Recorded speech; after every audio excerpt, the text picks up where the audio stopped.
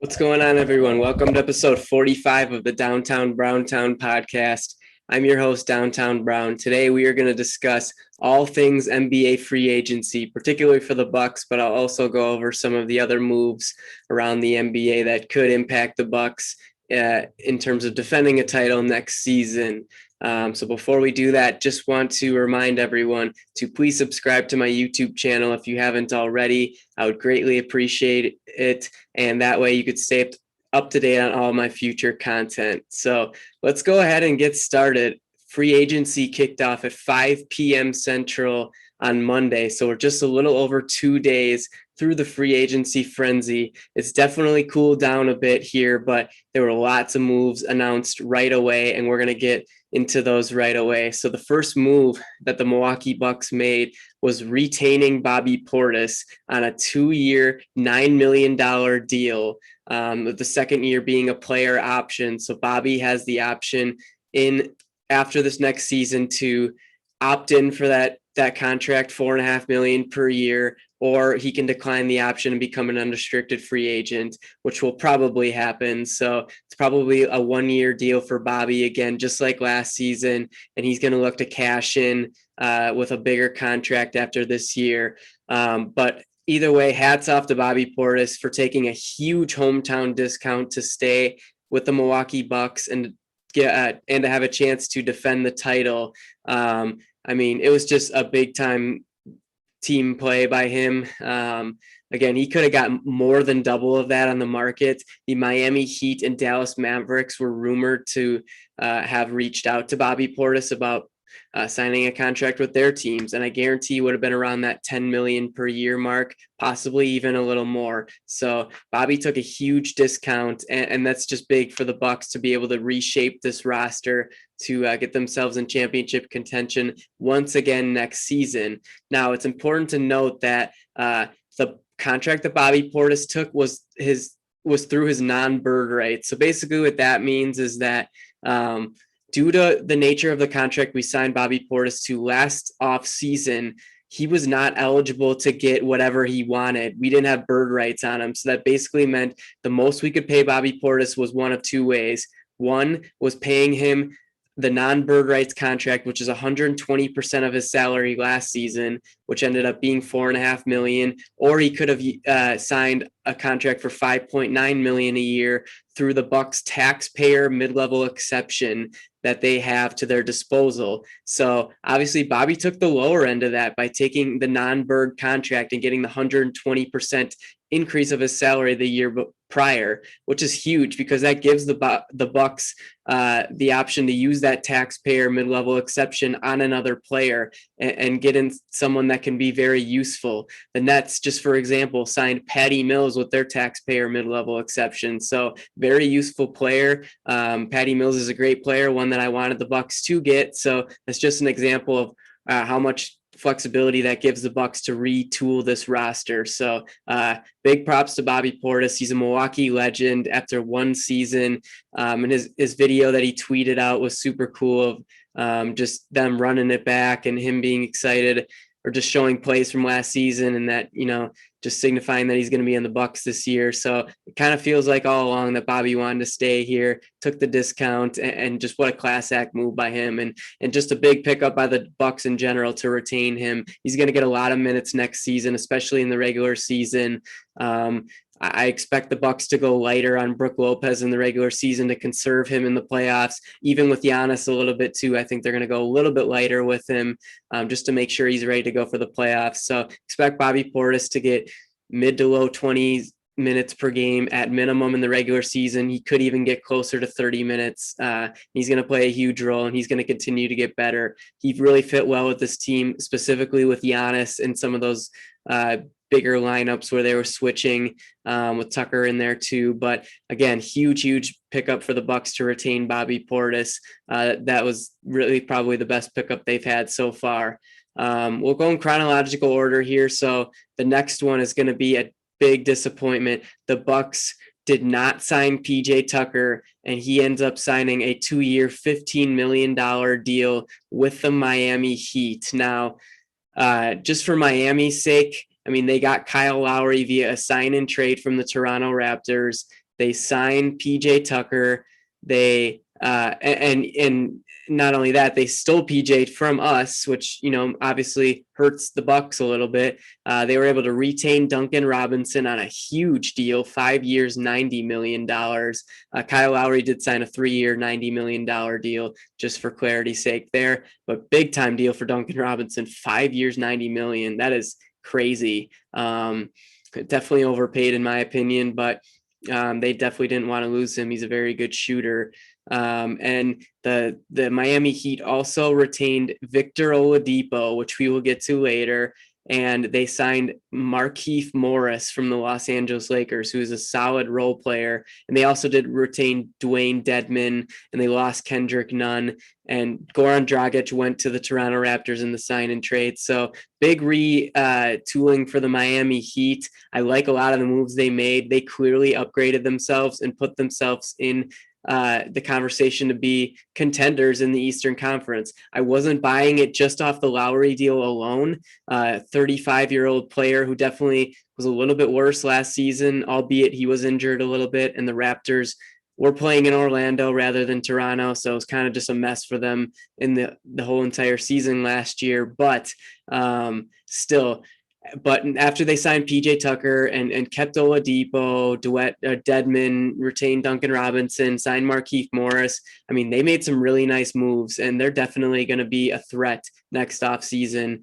and could be a tough out for the Milwaukee Bucks in the playoffs next year if they do meet for the third time in a row. So I really like what the Heat did, even though I can't stand them. But back to PJ Tucker in terms of the Bucks. So this is obviously a big loss for the Bucks. I don't think we win that title this year without him, especially in that Nets series. He was really good on Kevin Durant. Now, a lot of people are saying like, well, Kevin Durant still put up 49 points in game 5 and 48 in game 7, I believe, and was still dominant. Yeah, he was, but the games that the Bucks won, especially the games at home, PJ Tucker did an outstanding job on Durant, got in his head and made things difficult on him. And he's known as the Durant, not stopper, but neutralizer, so to say. It was big time for the Bucks. I really don't think we win that series without him. And obviously it would have led to so many changes for this Bucks team. So PJ Tucker, he's a dog. I love him. I always will. He's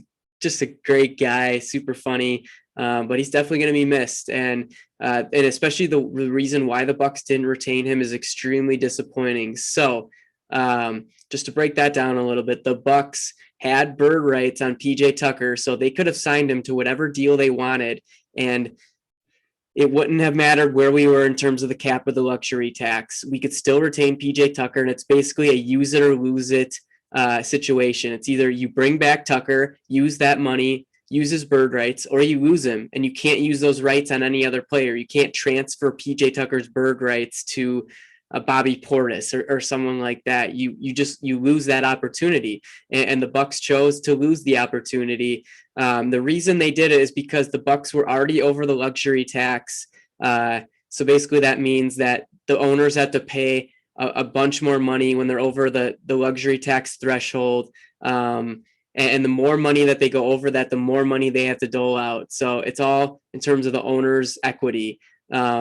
The Bucks were a tax-paying team last season. After they won the title, Drew Holiday got a bonus for winning the finals, and that put the Bucks over the luxury tax. Now, who freaking cares? Obviously, the Bucks won the title. It sucks a little bit just because it's like, okay, now we're a repeater tax team that forced our mid-level exception to go down from $9.5 million or something like that to the $5.9 million for being a repeater tax team. And obviously, and the penalties for paying the tax are harsher when you're a repeater tax team. So Bucks are already over the luxury tax. I mean, Giannis, Chris, and Drew are making insane amounts of money. Brook Lopez is a decent contract. We've got some contracts on the books. So the Bucks are clearly a tax-paying team, but you kind of have to be if you're going to be in title contention. So basically the Bucks owner said, or sorry, let me back up. So 2 years, $15 million is what PJ Tucker got. So essentially what that means is that the Bucks would have had to pay $23 million in luxury tax, along with the $7.5 million salary for PJ Tucker in 1 year. And that's like equates to $30 million basically for PJ Tucker, for the Bucks owners and the organization for one season. And they said, you know what, he's not worth it. Or maybe he's not worth it, but we don't want to pay $23 million in tax to sign PJ Tucker, 36-year-old guy who's getting older, but still very valuable. And we just said, you know what, we're going to let him go. And the Miami Heat swooped him up. And it's really disappointing. You know, I would think that the Bucks owners would be all in and trying to put the best team around Giannis, Chris, and Drew to repeat as champions, and they didn't have interest in doing that. And it's really disappointing. It hurts. PJ is just such a good fit on the team. He unlocked the Bucks' ability to switch 1 through 5 on defense, and we saw that consistently in the playoffs. He's a dog. I mean, just the whole speech at the parade, and just him embracing the city, and just him and Giannis got along so well. All the other players, it just hurts me that PJ Tucker won't be on the Bucks next year. It was a short-lived about half a season and a playoff run. PJ, you're going to be missed. You really will. You're a Milwaukee legend forever. There's no doubt about that. But I'm really disappointed that the Bucks owners did this and didn't want to pay the extra tax to retain PJ Tucker at a very reasonable contract too. I get the additional $23 million in tax in year one that they had to pay for him, but who cares? We just won a title. You know how much money the city got from that title, most likely? All the merch that was being sold. I mean, I doled out a bunch of money on merch. I'm definitely still not done. Need a hoodie in my collection and probably another shirt, because why not? After already buying so much other stuff, like, it's just very disappointing for a very important player of PJ Tucker's caliber. I get he's getting older and his play could deteriorate next season, but still, I'm extremely disappointed about it. And that's all I'm going to say on PJ Tucker. And the Heat got a really nice upgrade for them. He's really going to help them. He's going to be able to go at Giannis in those games, which is not what you want to see against Kevin Durant, against the Nets. I mean, it's a big pickup for them and a huge disappointment for the Bucks. So, PJ, you'll be remembered forever, and you'll sorely be missed. And I'm pissed at the Bucks owners for not retaining him. All right, so let's try to get to some more positive news here. The Bucks ended up signing Semi Ojeleye to a 1-year vet minimum deal. He was on the Boston Celtics the last 4 seasons, and this is what the Bucks organization believes to be PJ's replacement. Now, he is definitely not the defender that PJ Tucker is, even at the older age that PJ is at. But Semi Ojeleye is a very capable defender who can switch multiple positions. I'm not sure about 1 through 5, but probably 1 through 4. He's a bigger body, 6'8", 6'9". He's really stout, and just his upper body is big. He's very strong, and he's not a great offensive player, but he definitely has more offensive skill sets than PJ Tucker has. Now, one thing that's really going to be overlooked about PJ Tucker was his clutch rebounding, especially in the playoffs. He made some big time hustle plays, just tipping loose balls after missed shots that ended up getting in the Bucks' hands for rebounds, picking up big offensive rebounds, you name it. He was very active on the glass, and that's one thing that's really going to be missed about PJ as well. But I think Ojeleye has more offensive skill set. He's 35% from 3 in his career. Last year, he was around 38% from 3 on low volume, but still, he could still knock down corner threes, just like PJ Tucker can. I mean, PJ really did not shoot well for the Bucks last season, especially in the playoffs. He was not shooting well at all, and just pretty much wasn't shooting much the rest of the finals. But Ojeleye can definitely knock down open shots, and he's got a little bit of a drive game off of the pump fake, like when he's sitting at the 3, and he's a decent cutter on offense too, off the ball. So I think he's a little bit of an upgrade offensively. I don't think he's quite as good of a rebounder as Tucker is, but I think he can, like, he's a hustle player. He can definitely make a similar impact on the glass. And defensively, I don't think he's quite where PJ is. But you know, for a vet minimum deal, I like the pickup a lot for the Bucks. Will he play in the playoffs? I don't think so. It really depends on how he fits in the regular season. I think he's definitely going to get minutes in the regular season, especially as I mentioned earlier, that I think the Bucks are going to conserve Brook and Giannis throughout the regular season to make sure they're ready for the postseason. So expect Ojeleye to get some minutes at the 4 spot in the regular season, and we'll see what happens come playoff time. But I like the pickup for the Bucks. I think he's got some potential. He's still only 26 years old, so he's got a lot of youth in comparison to PJ Tucker. And he's a really good locker room guy. The Boston Celtics staff and fans said that he's just a really hard worker, never gets frustrated at teammates or anything. He only gets frustrated at himself. He's a gym rat. He works out a lot. And he's just a really good locker room fit, a really good guy. So I'm okay with the pickup. Did not expect us to get him. I didn't even know he was a free agent, to be honest. But I really like the pickup for the Bucks, and I just think that, you know what, he's not PJ Tucker, but he could be closer to PJ than people think. I just think there's going to be a little bit of a drop off defensively, but still, we've got Giannis who can guard Kevin Durant very effectively. Chris Middleton showed that he can guard Kevin Durant as well.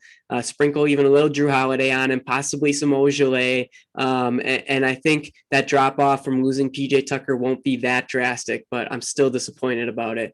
But I do like the pickup from signing Semi Ojeleye, especially because it's a veteran minimum contract. So overall, solid pickup for the Bucks. The next player that we acquired is Rodney Hood. Now, it's important to note that he was just waived by the Toronto Raptors yesterday, and he needs to clear waivers. But when he does clear waivers, which he will, he is going to sign with the Milwaukee Bucks on a 1-year deal. I think it's for a vet minimum as well, but that has not been confirmed yet. So Rodney Hood, he's an interesting player. He tore his Achilles not last year, but the year before with the Portland Trailblazers. But he's had some really nice moments in the NBA. He had a season where he averaged 41% from three. He is a very skilled offensive player who can knock down open shots. He can drive, hit mid-range shots. He also has averaged a couple assists per game in his career, so he's not like an elite playmaker or anything like that, but he can definitely make plays for others. And I really like the pickup for the Bucks. It's a low risk move. He's a versatile wing player who can defend as well, and that's just something that, you know, a 3-and-D wing player is something that every single team in the NBA wants. And for us to pick up Rodney Hood, I think it's a great move by the Bucks. So it was 2 seasons ago. He actually averaged 49% from three. He only played 21 games due to the injury of the Achilles, but still, that's really, really good stuff from Rodney Hood. 11 points per game in that season. So he's only 2 years removed from having 11 points per game on 49% from three, 3.5 boards a game, 1.5 assists, 0.8 steals. I mean, I really like the pickup for the Bucks. I think he's going to get minutes, and I think he's a guy that can play in the playoffs as well because he's a versatile player who can defend. 6'8", really athletic wing with long arms. He's only 28 years old. I just really like this pickup for the Bucks. It's a really low risk, and it could be a potential high reward for them. So even though, you know, Rodney Hood has had a lot of injuries in his career, and that is one thing that concerns me, is that he's been a little bit injury prone. But again, he was last season. It's hard to judge him because usually it takes 2 seasons to really recover from a torn Achilles. It's the worst injury to suffer in the NBA. And last season was kind of just his recovery year. And I think that this year is going to be a lot better for him. So I expect Rodney Hood to play right away for this Bucks team. And again, I really think he's a guy that contribute in the playoffs, which the Bucks were lacking a lot of that in this year's playoffs, even though they won the title. They didn't have a lot of playable guys, especially after losing Dante DiVincenzo in game 4 of round 1. Or game 3 of round 1. So, I mean, I think Rodney Hood fills that role and is going to be an impact player for this Bucks team. Kind of maybe in that Bryn Forbes role a little bit. I think he could even be more valuable, and I think he's an overall better player than Bryn Forbes for sure, especially because what he gives on defense, and I think he's a little more skilled offensively. Forbes is probably a more consistent shooter, but we saw flashes of Rodney Hood shooting almost 50% from three in a short span. So really like the pickup for the Bucks, and I'm excited to see what he can do out on the court for the Milwaukee Bucks. So really, really like that pickup for the Bucks. Grabbing Rodney Hood after he's being released from the Toronto Raptors. The next one is a welcome back for George Hill. Just like Rodney Hood, George Hill was waived by the Philadelphia 76ers, and once he clears waivers, he will sign a 1-year deal with the Milwaukee Bucks. I think it's for vet minimum as well, but that one I'm a little bit unsure about. He could be getting some of the taxpayer mid-level exception. You can use some of that on players. You don't have to use it all. You can split it up between two players. So I'm not sure what the contract details are yet, but I'm really hoping it's for a vet minimum, so the Bucks still have that TPMLE to use for someone else. But the Bucks desperately needed backup guards, especially a point guard, and they got one in George Hill. I really like the pickup. Obviously, we all know what kind of player George Hill is. He can shoot really well from three. He's just a reliable backup point guard who you can throw out there, and you know that he's going to be able to run the offense, handle the ball, and just make winning plays for the team. Now, his role is going to be reduced on this Bucks team. When we had him in 2018 and 2019, he was asked to do a lot for the Bucks because Eric Bledsoe was so inconsistent in the playoffs. George Hill was pretty much our main point guard that we were playing, and that was a lot to ask for him, and he still did very well in that role. 2019 regular season, he averaged 9 points per game on 21 and a half minutes, 51% from the field, 46% from three. And even last season with 14 games in OKC, he was 38.6% from three, and with 16 games in Philadelphia, 39% from three. So George Hill can still knock down 3-pointers at a very nice clip. So yeah, has he probably deteriorated a little bit? Probably, but again, he's not going to have to play as big of a role on this Bucks team because we have Jrue Holiday now, and we can rely on him in the playoffs. But George Hill can still give you 10 to 20 minutes potentially in a playoff game, and he's going to be able to produce and not screw things up way better than Jeff Teague. I really like the pickup. I'm shocked that he came back to the Bucks. I just thought that his tenure in Milwaukee ended a little bit weird with the whole social injustice stuff going on, and I know he was heavily involved in that.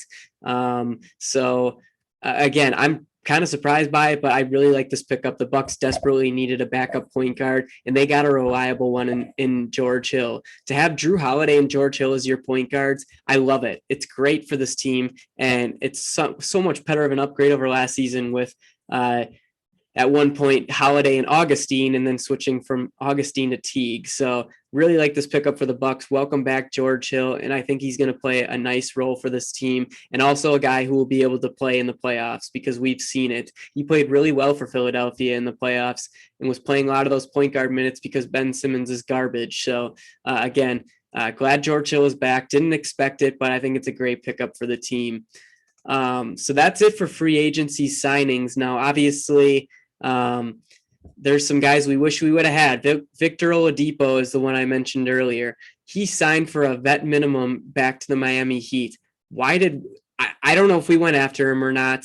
I would have given him the whole TPMLE, the 5.9 million, because is it a risky move? Of course, because he has barely played the last 3 regular seasons, and he's not expected to be back for the Heat until at least December, and it could even stretch into March, is what they're saying. That he suffered a season-ending injury last season and could be out for a long time. And the regular season next year is back to normal schedule, starting in mid-October. Regular season ends in early to mid-April, and the playoff starts in mid-April. So he could miss almost all the regular season and maybe be a non-factor for the Heat all of next season, just due to his injury history. But I still really think he would have been a great fit for the Bucks. He would have been our starting 2 guard, even over Dante. Even last year in limited games, he averaged 20 points, 5 boards, 5 assists with the Rockets and with the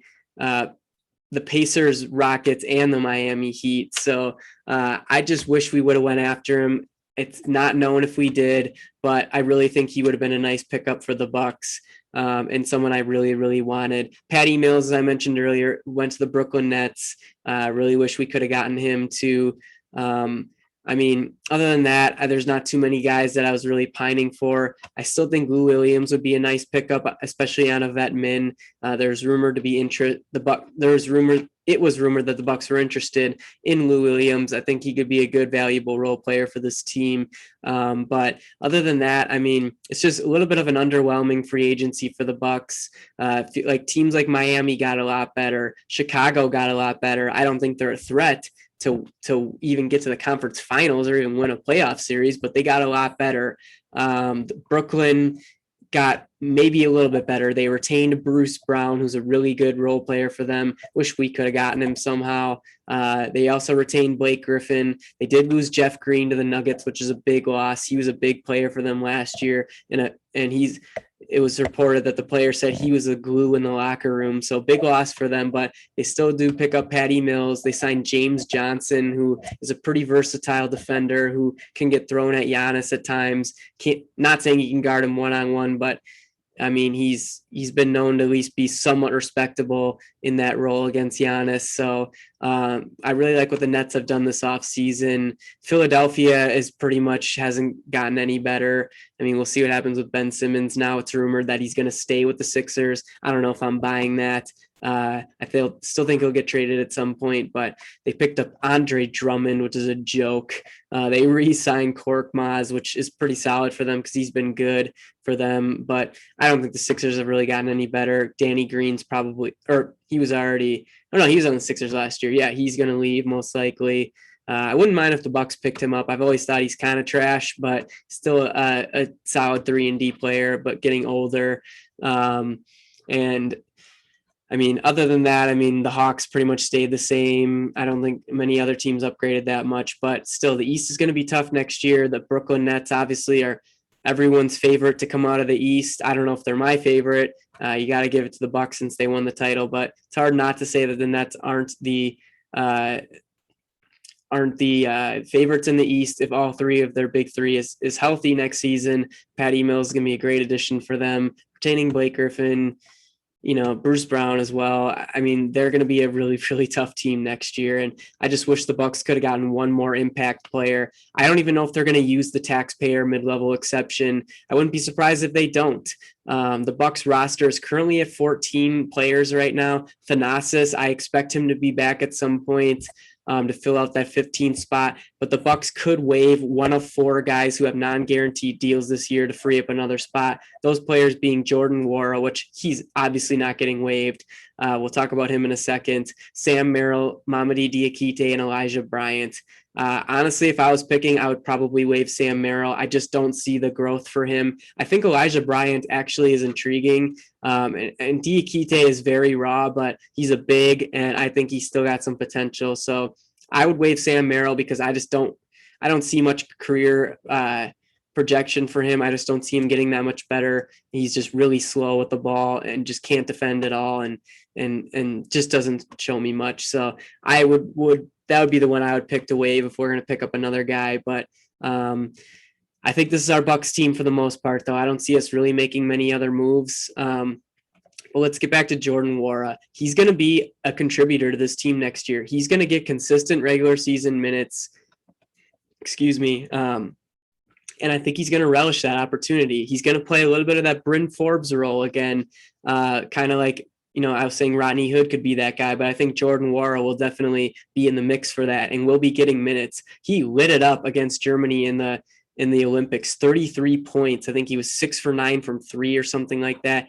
The dude's a bucket, and we saw glimpses of it last regular season. I really like his potential. He's a really nice young piece for this Bucks team, and I'm excited for him next year. He's got to learn how to play defense because he's a liability on that side of the ball, but man, can that guy score points, and he can knock down some tough shots. So I'm really excited for him. I think that he's got obviously the most potential out of any of the young guys that we have, and I'm really excited to see what he can do next year. Hopefully he can turn into a guy that can play in the playoffs, but that all depends on how he progresses defensively. Otherwise, I think it's going to be Rodney Hood in that role. So expect a lot of playing time from Jordan Nwora next year, especially like I said, I think they're going to go easier on Brooke and Giannis and maybe even Chris at times, especially because he's playing overseas in the Olympics right now, and maybe even Drew Holiday a little bit in the regular season. So again, I think that Jordan Nwora is going to be really, really exciting to watch next year, and I can't wait to see how he looks on the Bucks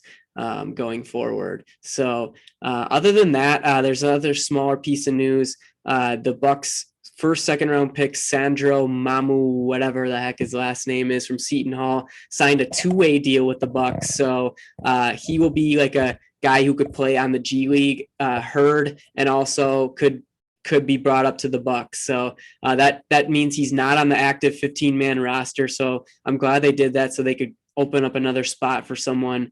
Like, they only have one spot available now, but Thanasis either takes that or, again, they waive Merrill or one of those guys and get another spot. So that's just a small piece of news there. I think our other second round pick, Yorgos out of Greece, is going to get a 2-way as well, but we will see what happens there. And we'll get a glimpse to see these guys. The Bucks Summer League starts, I think, this weekend, or it could even, let me look here. It starts in the next few days. Summer League just started. So let's see what we got here.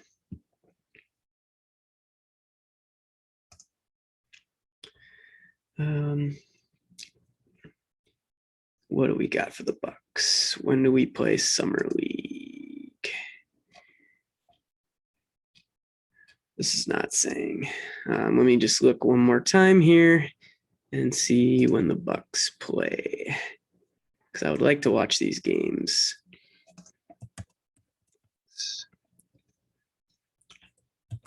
Sorry for the disappointing content here. Okay, so it looks like the Bucks' first game is going to be on, what is it, Monday. So Monday at 8 o'clock, the Bucks will play the Los Angeles Clippers. So that'll be our first glimpse to see this Bucks Summer League team, which Jordan Nwora, Merrill, Diakite, Bryant, and the 2 rookies in the draft this season will be on the team. So really excited to see what they can do, and we'll have some news on that. And then the Bucks play Wednesday against the Nets next week, and Friday, Sunday. So really excited to see what the Bucks young guys can do, because, again, we're, especially Jordan Nwora, he's going to be a contributor to this team next season. So it's good for him to get some reps after Nigeria was bounced from the Olympics. So that's all I've got for you guys today. I hope you enjoyed it. Again, please make sure to subscribe to my YouTube channel if you haven't already. And I'll be putting out some more content when some more news comes out about the Bucks. So thanks again, everyone, and go Bucks.